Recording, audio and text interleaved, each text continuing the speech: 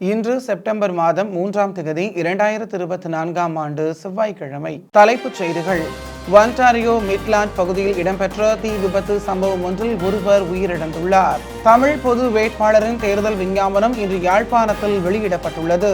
கருணாரத்ன பரணவிதான இன்று நாடாளுமன்ற உறுப்பினராக மகிந்த யாப்பா அபேவர்த்தன முன்னிலையில் சத்தியப்பிரமாணம் செய்து கொண்டார். ஆந்திரா, தெலுங்கானா மாநிலங்களில் கனமழை வெள்ளத்தால் உயிரிழந்தோரின் எண்ணிக்கை 31ஆக அதிகரித்துள்ளது. அமெரிக்காவின் சிகாகோவில் புகையிரதத்தில் 4 பேர் சுட்டுக் கொல்லப்பட்டுள்ளனர். வணக்கம்.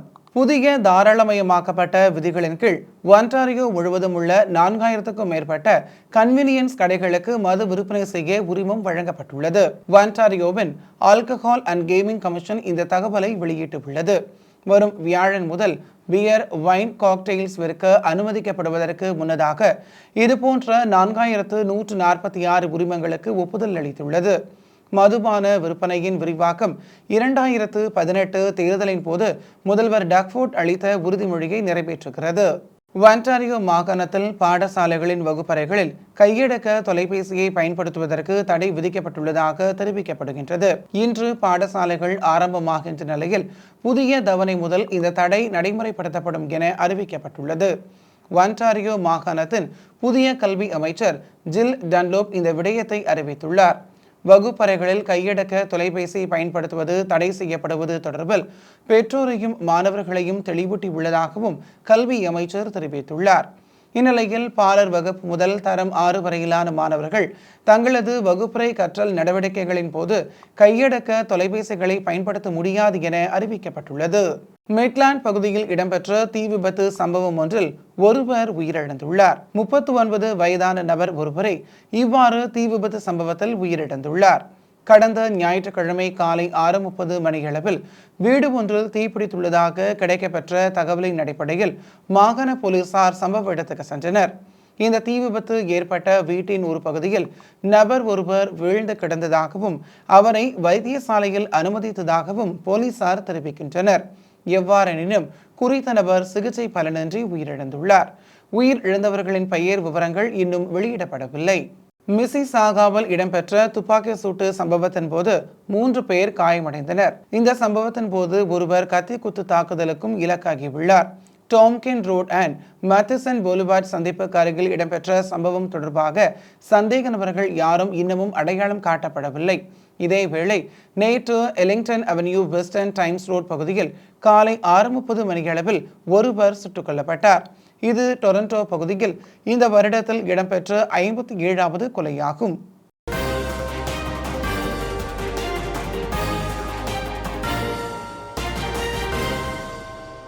தமிழ் பொது வேட்பாளரின் தேர்தல் விஞ்ஞாபனம் இன்று செவ்வாய்க்கிழமை யாழ்ப்பாணத்தில் வெளியிடப்பட்டுள்ளது. யாழ்ப்பாணத்தில் உள்ள தமிழ் தேசிய பொது கட்டமைப்பு அலுவலகத்தில் தேர்தல் விஞ்ஞாபன வெளியீடு இடம்பெற்றது.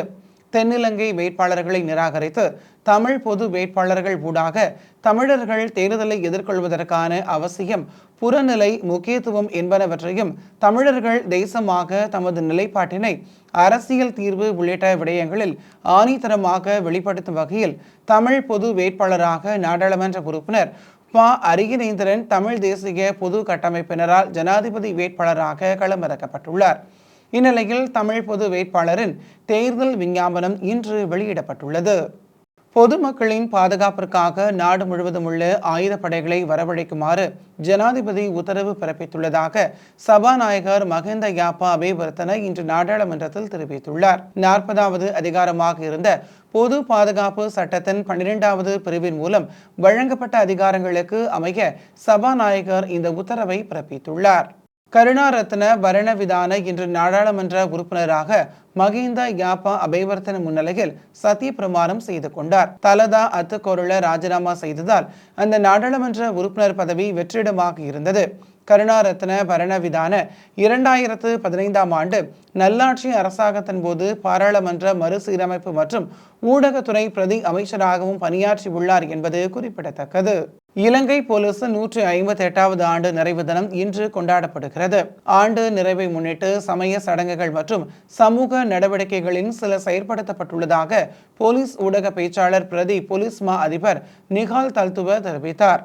நாடளாவிய ரீதியில் மக்கள் தொடர்பு மற்றும் ஒருங்கிணைப்பை மேம்படுத்தும் நோக்கில் பல்வேறு செயற்பாடுகளும் முன்னெடுக்கப்பட்டு வருவதாக அவர் மேலும் தெரிவித்தார். ஜனாதிபதி தேர்தலுக்கான அஞ்சல் மூல வாக்களிப்பு நாளை முதல் நாடளாவிய ரீதியில் ஆரம்பமாக உள்ளது. அஞ்சல் மூலம் வாக்களிப்பதற்கு 7,12,321 அரசு ஊழியர்கள் தகுதி பெற்றுள்ளனர். நாளை தினம் மாவட்ட செயலகங்கள் மற்றும் தேர்தல் ஆணைக்குழுவின் அலுவலகங்களில் அஞ்சல் மூல வாக்குகளை செலுத்த முடியும் என தேர்தல்கள் ஆணைக்குழு தெரிவித்துள்ளது. அத்துடன் செப்டம்பர் 4 மற்றும் 6 தேதிகளில் சிரேஷ்ட உதவி மற்றும் உதவி போலீஸ் அலுவலகங்கள், போலீஸ் அத்தியட்சகர் காரியாலயம், உதவி போலீஸ் அத்தியட்சகர் காரியாலயம், போலீஸ் நிலையங்கள், விசேட அதிரடிப்படை முகாம்கள் மற்றும் விசேட போலீஸ் பிரிவுகள் என்பனவற்றிலும் அஞ்சல் மூல வாக்களிப்பை பதிவு செய்ய முடியும். எதிர்வரும் 5, 6 தேதிகளில் முப்படை முகாம்கள் மற்றும் ஏனைய அனைத்து அரச நிறுவனங்களிலும் அஞ்சல் மூல வாக்குகளை பதிவு செய்வதற்கான வாய்ப்புகள் வழங்கப்பட்டுள்ளதாக தேர்தல்கள் ஆணைக்குழு தெரிவித்துள்ளது. ஜனாதிபதி தேர்தல் தொடர்பில் கருத்து கணிப்புகள் மேற்கொள்பவர்களை உடனடியாக கைது செய்யுமாறு உத்தரவிடப்பட்டுள்ளது. ஜனாதிபதி தேர்தல் தொடர்பில் மேலதிக வகுப்புகள் மற்றும் சமூக வலைதளங்கள் ஊடாக கருத்து கணிப்புகள் மேற்கொள்ளப்படுவதாக குற்றச்சாட்டுகள் முன்வைக்கப்பட்டுள்ளன. இந்நிலையில் அவ்வாறானவர்களை இனம் கண்டு கைது செய்வதற்கு நடவடிக்கை எடுக்குமாறு போலீசாருக்கு பணிப்புரை வழங்கப்பட்டுள்ளதாக தேர்தல்கள் ஆணைக்குழுவின் தலைவர் RMAL ரத்நாயக்க தெரிவித்துள்ளார்.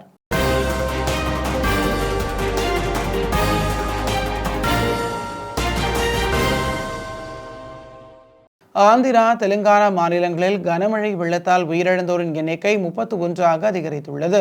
இரு மாநிலங்களிலும் லட்சக்கணக்கானோர் பாதிக்கப்பட்டுள்ள நிலையில் மீட்பு மற்றும் நிவாரணப் பணிகள் தீவிரமாக மேற்கொள்ளப்பட்டு வருகின்றன. ஆந்திரா மற்றும் தெலுங்கானாவில் கடந்த சில நாட்களாக இடைவிடாமல் தொடர் மழை பெய்து வருகிறது.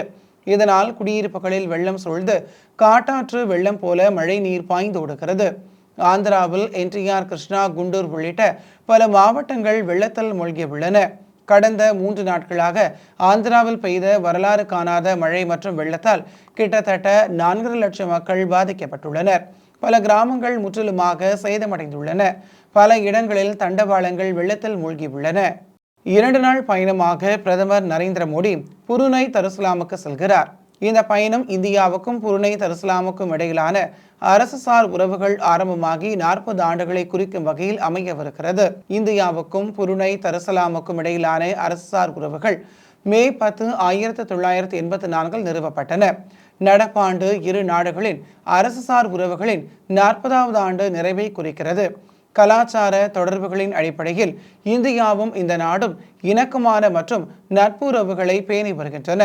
சுல்தான் ஹாஜி ஹசனல் பொல்கியா கடந்த 1992 மற்றும் 2008 ஆண்டுகளில் இந்தியாவுக்கு அரசுமுறை பயணங்களை மேற்கொண்டார். இவர் 2012 மற்றும் 2018 ஆண்டுகளில் நடைபெற்ற ஆசியான் இந்தியா நினைவு உச்சி மாநாட்டிலும் கலந்து கொண்டார். குஜராத் மாநிலம் போர்பந்தரில் இருந்து கடலில் சுமார் 45 கிலோமீட்டர் தொலைவில் உள்ள கப்பலில் இருந்து காயமடைந்தவர்களை மீட்க கடலோர காவல் படையில் உலங்கு வானூர்தி ஒன்று நேற்றிரவு 11 மணியளவில் அனுப்பப்பட்டது. அந்த உலங்கு வானூர்தி கட்டுப்பாட்டை இழந்து கடலில் அவசரமாக தரையிறங்கிய போது விபத்துக்குள்ளாகியது. இதில் உலங்கு வானூர்தியை செலுத்திய விமானி உட்பட 4 பேர் கடலில் குதித்துள்ளனர். இந்த சம்பவம் தொடர்பில் தகவல் அறிந்த கடலோர காவல் படையினர் தீவிர மீட்பு பணியில் ஈடுபட்டனர். விமானி மீட்பு படையினரால் மீட்கப்பட்டுள்ள அதே வேளை மேலும் கடலில் விழுந்த 3 பேர் காணாமல் போயுள்ளதால் அவர்களை தேடும் பணிகள் தீவிரமாக நடைபெற்று வருகின்றன. இந்த தேடுதல் பணியில் உலங்கு வானூர்தியின் உடைந்த பாகங்கள் கண்டறியப்பட்டுள்ளது.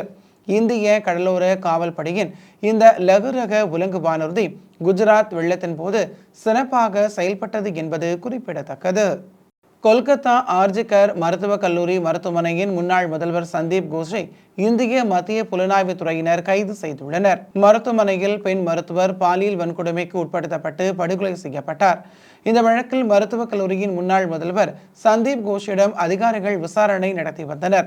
இவர் நிதி முறைகேட்டில் ஈடுபட்டதாக மருத்துவக் கல்லூரியின் முன்னாள் துணை கண்காணிப்பாளர் டாக்டர் அக்தல் அலி என்பவர் கொல்கத்தா உயர்நீதிமன்றத்தில் மனு தாக்கல் செய்தார்.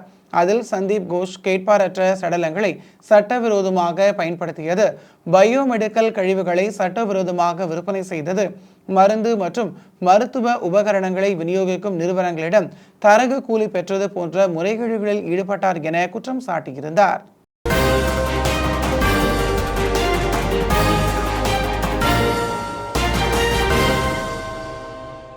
அமெரிக்காவின் சிகாகோவில் புகையிரதத்தில் 4 பேர் சுட்டுக் கொல்லப்பட்டுள்ளனர். 3 பேர் சம்பவ இடத்திலேயே உயிரிழந்துள்ளதாகவும் மற்றவர்கள் வைத்தியசாலையில் அனுமதிக்கப்பட்ட பின்னர் உயிரிழந்துள்ளனர். துப்பாக்கி சூட்டு சம்பவம் தொடர்பில் அமெரிக்க பாதுகாப்பு படையினரால் துப்பாக்கியுடன் சந்தேக நபர் ஒருவர் கைது செய்யப்பட்டுள்ளார். துப்பாக்கி சூடு நடத்தப்பட்டதற்கான காரணம் இதுவரை வெளியாகவில்லை என்றும் அந்நாட்டு பாதுகாப்பு படை தெரிவித்துள்ளது. இதுவே இந்த ஆண்டில் அமெரிக்காவில் 378 பாரிய துப்பாக்கி சூடு சம்பவங்கள் இடம்பெற்றுள்ளன. கிழக்கு சீனாவில் நின்று கொண்டிருந்த மாணவர்கள் மீது பேருந்து மோதியதில் குறைந்தது 11 பேர் உயிரிழந்துள்ளதாக உள்ளூர் ஊடகங்கள் செய்தி வெளியிட்டுள்ளன. உயிரிழந்தவர்களில் 5 பாடசாலை மாணவர்களும் 6 பெற்றோரும் அடங்குவர். மேலும் காயமடைந்தவர்களின் ஒருவர் நிலை கவலைக்கிடமான நிலையில் சிகிச்சை பெற்று வருவதாக தெரிவிக்கப்பட்டுள்ளதோடு மேலும் 12 பேர் சிகிச்சை பெற்று வருவதாக செய்திகள் தெரிவிக்கின்றன. விபத்து குறித்து போலீசார் விசாரணைகளை முன்னெடுத்து வருகின்றனர். விபத்துக்குள்ளான பேருந்து மாணவர்களை ஏற்றி செல்வதற்காகவே பிரத்யேகமாக தயாரிக்கப்பட்டது என தெரிவிக்கப்பட்டுள்ளமை குறிப்பிடத்தக்கது. தெளிவான அச்சுறுத்தல் காரணமாக இஸ்ரேலுக்கு ஆயுத விற்பனையை பிரிட்டன் நிறுத்தி வைத்துள்ளது. சர்வதேச சட்டத்தை மீறும் வகையில் உயிரி ஆயுதங்கள் பயன்படுத்தப்படலாம் என்பதால் பிரிட்டன் இந்த முடிவை எடுத்துள்ளதாக கூறப்படுகிறது. இஸ்ரேலுக்கு வழங்கப்பட்ட 350 ஆயுத ஏற்றுமதி உரிமங்களில் 30 உரிமங்களை இடைநிறுத்த பிரிட்டன் முடிவு செய்துள்ளதாக பிரித்தானிய வெளியுறவு அமைச்சர் டேவிட் லாமி அறிவித்துள்ளார். போர் விமானங்கள், உலங்கு வானூர்திகள் மற்றும் ட்ரோன்களுக்கான உதிரி பாகங்கள் தடை செய்யப்பட்ட ஆயுதங்களில் அடங்கும் எனவும் தெரிவிக்கப்படுகிறது. ஹாங்காங்கின் கேத்தி பசிபிக் அதன் ஏர்பஸ் A350 விமான சேவையை தற்காலிகமாக நிறுத்தி வைத்திருக்கிறது. முன்னெச்சரிக்கை சோதனைக்காக நிறுவனம் அவ்வாறு செய்துள்ளதாக அறிவிக்கப்பட்டுள்ளது. நெடுந்தூர சேவையை வழங்கும் ஒரு சில விமானங்களின் இயந்திரத்தில் கோளாறு இருப்பது கண்டுபிடிக்கப்பட்டது. முன்னெச்சரிக்கையாக ஹாங்காங்கில் இருந்து சிங்கப்பூருக்கு செல்லும் கிட்டத்தட்ட அனைத்து சேவைகளையும் கேத்தி பசிபிக் ரத்து செய்துள்ளது. பாங்காக்குக்கும் டோக்கியோவுக்கும் இடையிலான சேவைகளும் கூட நிறுத்தப்பட்டுள்ளன. A350 ரக விமானங்களை பயன்படுத்தும் மிகப்பெரிய விமான நிறுவனங்களில் கேத்தி பசிபிக் ஒன்று என்பது குறிப்பிடத்தக்கது. இஸ்ரேலிய பிரதமர் பெஞ்சமின் நேத்தன்யாகு காசாவில் பிணைப்பிடிக்கப்பட்டோரின் சிலரின் மரணத்துக்காக மன்னிப்பு கேட்டுக் கொண்டுள்ளார். இஸ்ரேலில் ஆயிரக்கணக்கானோர் போராட்டங்களில் ஈடுபட்டுள்ளனர். கடந்த சனிக்கிழமை பிணையாளிகளின் 6 பேரின் சடலங்கள் கண்டுபிடிக்கப்பட்டன. அவர்களை உயிருடன் மீட்க தவறியதற்காக பிரதமர் நேத்தன்யாகு மக்களிடம் மன்னிப்பு கேட்டார். போர் நிறுத்த உடன்பாடு எட்டப்படவில்லை என்றால் பிணையாளிகளில் மேலும் பலர் சடலங்களாக அவர்களின் குடும்பங்களுக்கு திருப்பிக் கொடுக்கப்படுவர் என்று ஹமாஸ் எச்சரித்துள்ளது. அனைத்துலக அளவில் இஸ்ரேலுக்கு கொடுக்கப்படும் நெருக்கடி அதிகரித்துள்ளது. அனைத்துலக சட்டத்தை மீற ஆயுதங்கள் பயன்படுத்தப்படலாம் என கூறிய பிரிட்டன் இஸ்ரேலுக்கான சில ஆயுதங்களின் விற்பனையை தடை செய்துள்ளது. இருப்பினும் காசாவின் முக்கிய பகுதியை இஸ்ரேல் துருப்புக்கள் கட்டுக்குள் கொண்டு வர வேண்டும் என நெத்தன்யாகு வலியுறுத்தினார். ஹமாஸுக்கும் இஸ்ரேலுக்கும் இடையில் கடந்த 11 மாதங்களாக சண்டை தொடர்கிறது. மொத்தம் 97 பேர் இன்னமும் ஹமாஸின் பிடியில் இருக்கலாம் என்றும் நம்பப்படுகிறது. அமேசான் மழைக்காட்டில் கடந்த மாதம் 14 ஆண்டு காணாத அளவுக்கும் அதிகமான காட்டுத்தீ சம்பவங்கள் பதிவாகியுள்ளது. கடும் வறட்சியால் இந்த நிலை ஏற்பட்டது. கடந்த மாதம் மட்டும் காட்டுத்தீ ஏற்பட்ட 38,000க்கும் மேற்பட்ட பகுதிகள் கண்டுபிடிக்கப்பட்டன. சென்ற ஆண்டை விட இது 2 மடங்கு அதிகம். வானிலை, பருவநிலை மாற்றம், மனிதர்களின் நடவடிக்கைகள் ஆகியவை கூடுதலான காட்டுத்தீ சம்பவங்களுக்கு காரணம் என்று சுற்றுப்புற பாதுகாப்பு நிபுணர்கள் கூறுகின்றனர்.